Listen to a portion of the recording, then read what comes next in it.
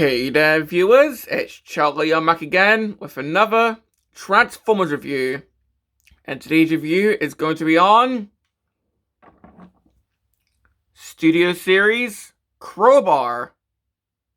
Now, Crowbar was one of the dreads in Dark of the Moon.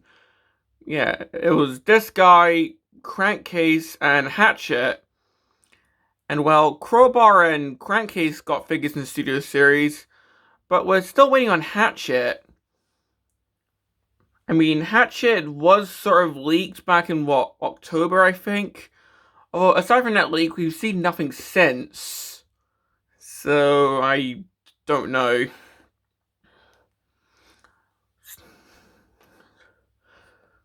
But, well, taking a look at this guy's box.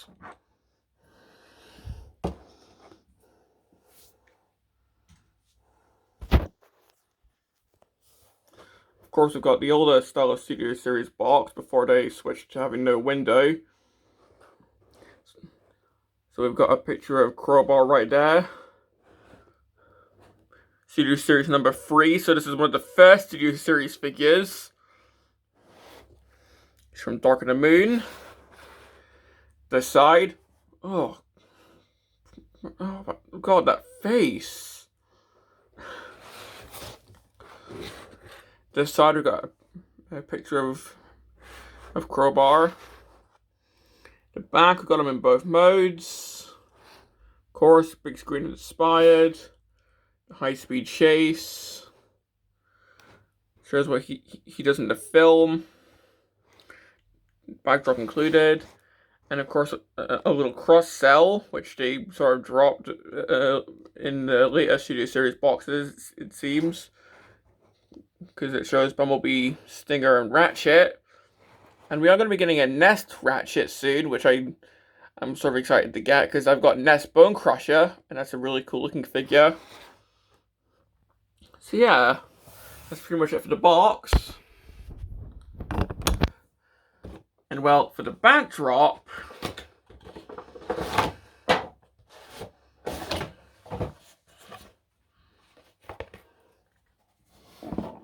well, of course, it's the said high-speed chase. This is pretty much where Dino's using his little whips on Hatchet, if I remember correctly. So we can just put Crowbar there, if you want. Because I think he was in vehicle mode during this scene, so... Plus, he doesn't really stand so well with the backdrop in robot mode, as we'll see later on, so... yeah. Well, looking at the vehicle mode... well, if you have Berserker from the last night, then this vehicle mode is going to look quite similar because, well, it's a retool. Yeah, the first couple Studio Series figures were essentially just either retools or reused molds, or reused tooling. Like Bumblebee was the Last Night tooling. This guy was the Last Night Berserker. I think Thundercracker was just Nitro's Zeus. Starscream, which I have reviewed, was the Dark of the Moon Deluxe, just upscaled. So yeah, the early Studio Series figures were sort of just like reused molds, reused tooling. So yeah. But still, I quite like this vehicle mode. Kind of gives me an idea of what Trailbreaker would look like had he appeared in the films. Just like, get rid of the Decepticon insignia, and this could pass for a Trailbreaker.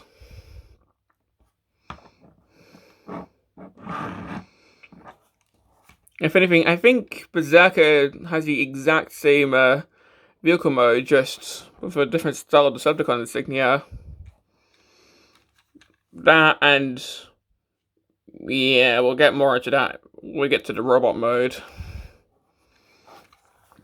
But for detailing, well, of course we've got the visible hinge there. I'm pretty sure that's just left over from Berserker. The back, we've got some painted tail lights. We've got some, well, the back window's painted. We've got the Chevrolet symbol there.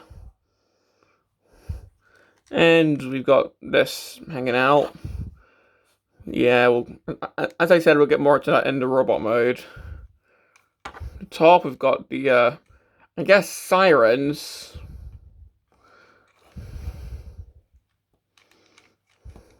We've got the windshield with the windshield wipers, which is a really nice detail. The underneath, where, well, once again, we can pretty much just seal this stuff hanging out.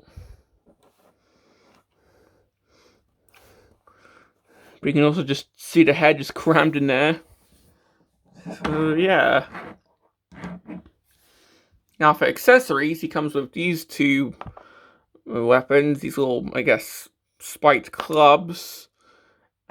And these are like rubbery plastic, so yeah, they have bent over like 4 or 5 years, unfortunately, but well, that's not the only thing that's warped, and if anything, these have got the, like these, well, compared to, well, the other thing that's warped over time, these have actually aged pretty well. But yeah, these can just tab into the side here, if you want that going on. So, yeah.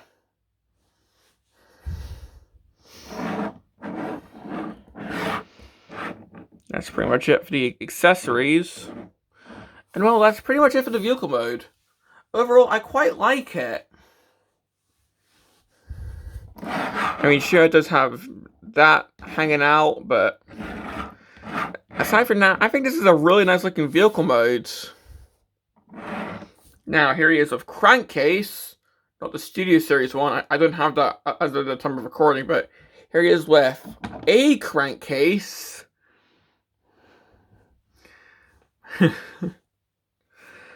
I mean, who knows? Maybe we could have like a hypothetical G1 crowbar, which is just a redeco of Crankcase. I mean, like that would be cool if we had like G1 versions of originally movie exclusive characters. So if we had like a G1 version of Crowbar, which was like a redecoed version of Crankcase here, I don't know.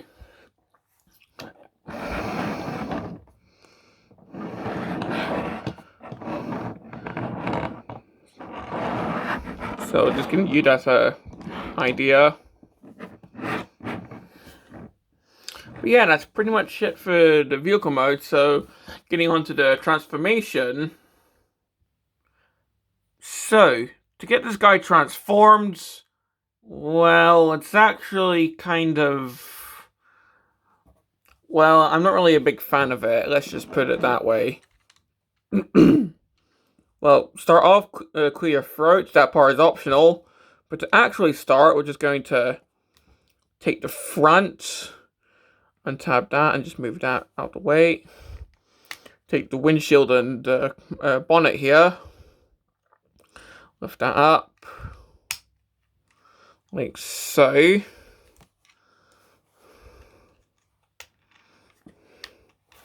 Untab these little side panels here.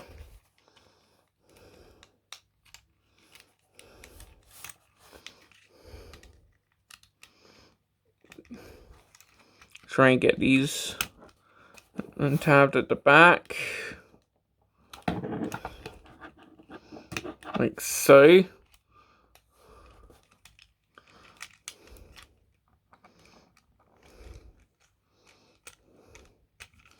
Try and untab all this at the side so we can lift this entire section, and you can see why I'm not really a big fan of this.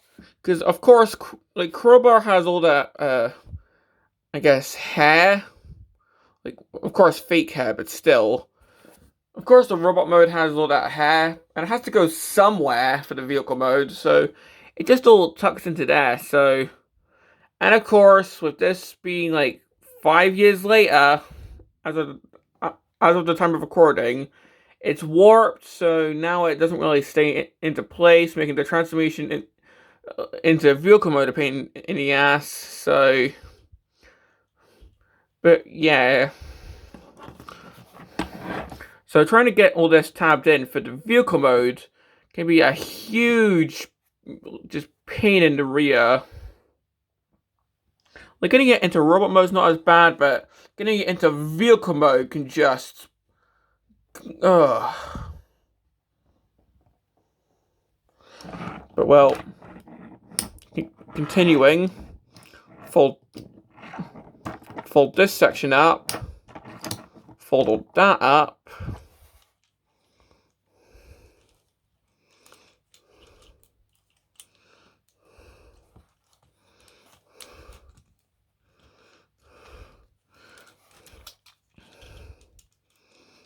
And tab all this. Try and get the little hair strands out the way.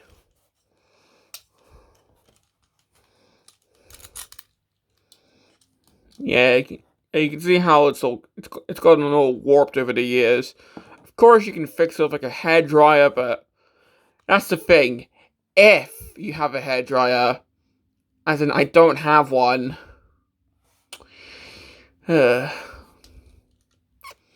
yeah, I can like sort it out with some heat. So yeah, but seeing how I don't have like a hairdryer, I'm gonna have to like live with this for now. I just noticed the irony, like using a hairdryer to fix this guy's I guess hair. But anyway, untab all this. Move all this down. These are now going to be his legs. Get these little side panels down. Rotate these 90 degrees. Flip the wheels around to the heels. And get the panels down.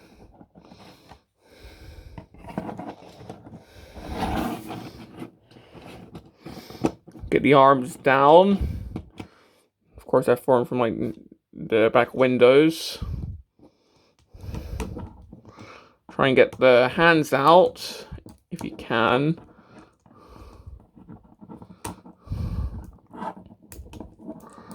There we go.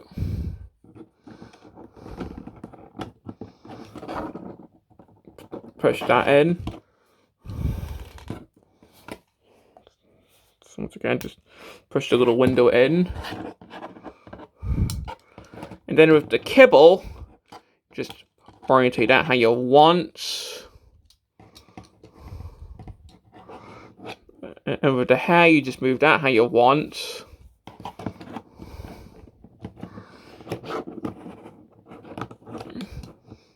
And well,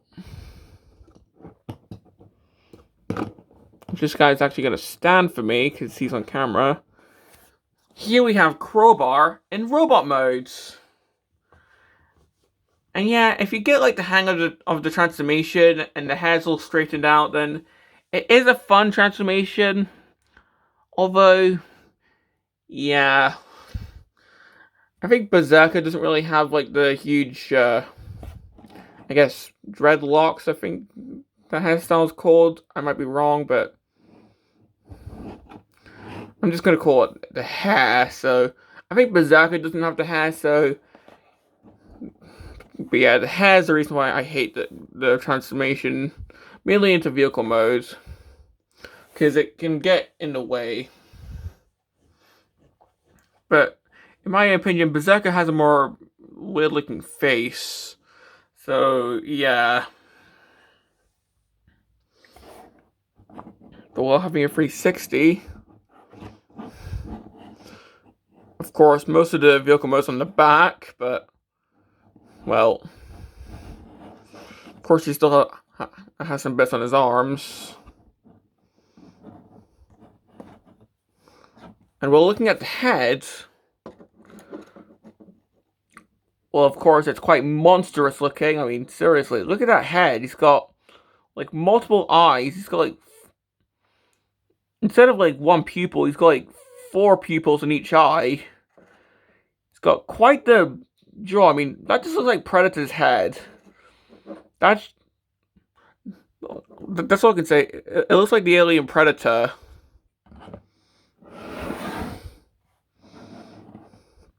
I'm not sure if that was intentional or not, but that's what it looks like to me. That coupled with the hair.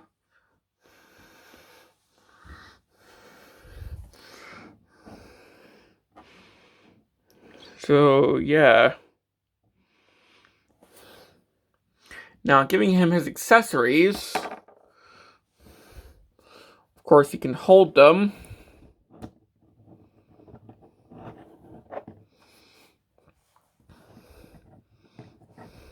So I just plug these into his hands.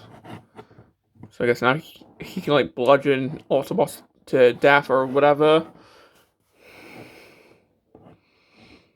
So yeah. And we're putting him with a crankcase.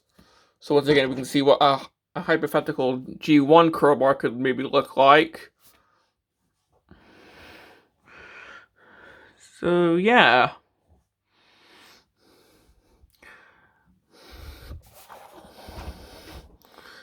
I'm thinking maybe like a recolor of crankcase, but in like black and red could work for a G1 style crowbar. I just think that would be a cool idea. Yeah, like you can just really see how the hair has warped over the years. I suppose it sort of adds like a bit of character. I don't know.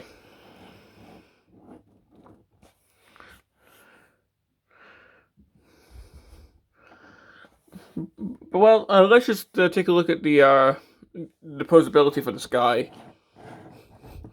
Well, the head is actually on a ball joint, so it can look up and down. Can look side to side. He can even tilt his head if you wanted to. The arms can do a full 360 around. He can T-pose. He's gonna drop his weapon if I'm not careful.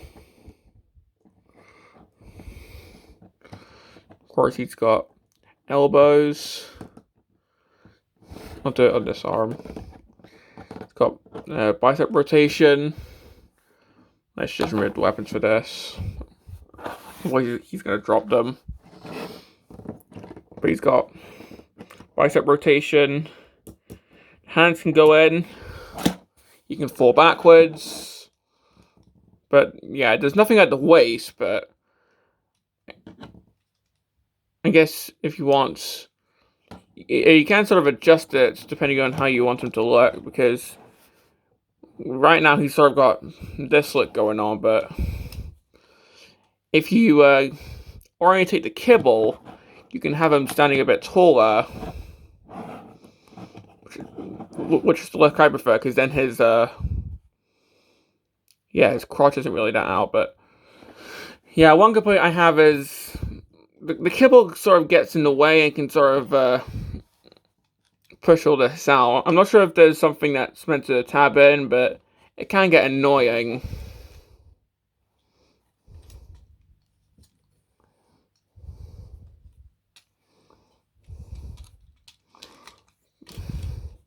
But anyway, the legs can go forward. Can't really go back that far. It's got knees. It's got a swivel there. Of course, you can do the splits. There's no ankle pivot, but if you can go forward that far, back that far, and I suppose if you want, you can sort of use the ties as heels, although I think these are a bit loose. So yeah, that's pretty much it for the posability for this guy. I'll just find where I put the weapons. Oh, there they are. And while just bringing back the backdrop here, and, well, I actually noticed something with the backdrop and robot mode. And he just dropped his weapon. Well, if I get the backdrop all splayed out, well, there we go. And then put the figure in. Of course, well, we can see that the head just kind of pushes it out, but it's kind of an awkward fit just because of all the hair.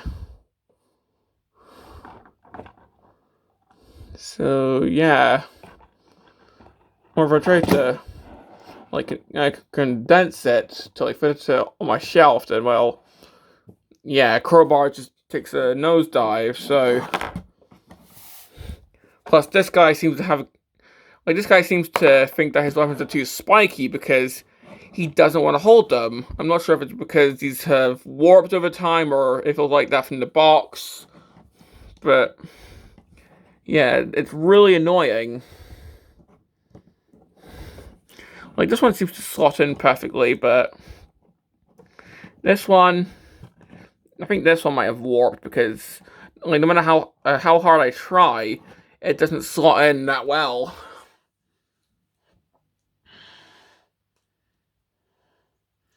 So yeah, that's rather annoying.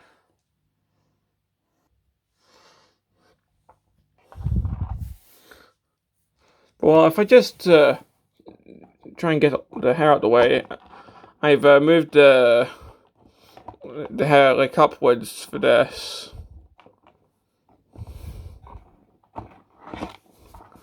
So yeah, you can see that this is a case where trying to get the figure on the backdrop is actually really difficult. So if anything, I recommend just bring the figure's feet downwards, like so, if you want to put them on the backdrop. Because what I like to do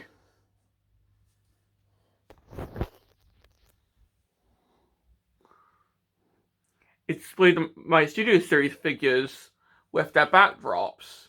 I know there's not really that much space, but well, that's pretty much most of my Studio Series figures. I've got like Coronation Starscream somewhere else just because he doesn't really fit up there, but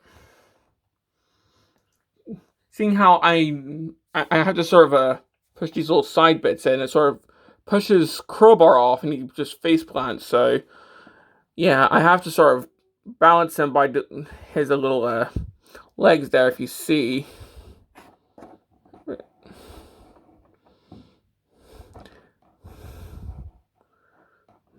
So yeah. Well, let's pretty much just end it here. So complaints with this guy. Well, the hair can be annoying, especially nowadays with it being all warped. Like, trying to get this guy into his vehicle mode is definitely annoying now. It can be kind of awkward because, well, as I said, it kind of pushes him off the backdrop if you're not careful. I think these have probably warped a little bit because they keep falling out his hands. In fact, another thing with the hair, it sticks out the vehicle mode. So, yeah. I also think that the feet are a bit weird because the flaps just stick out a little bit. So, yeah. The back kibble is also really weird because it can often, like, force him into a weird, like, I guess, crotch out motion, which, again, is really awkward. So, yeah. Well, that's pretty much most of what I have to say about this guy. So, do I recommend him? Well, if I was reading this back when this guy first came out, I'd probably say not really, but seeing how, like, this guy's probably quite rare now, I'd say if you find it for a good price, then sure. Because I found this guy for, like, what, £28, I think? And for that price, I think I probably got, like, a good deal. Mainly because like most of the older Studio Series figures are going for quite a bit nowadays. So yeah, I think I got quite a good deal with this guy. So I'd say if you find it for a good price, then sure, why not? So yeah. So this has been my review on Studio Series Crowbar, and this is Charlie Young signing off.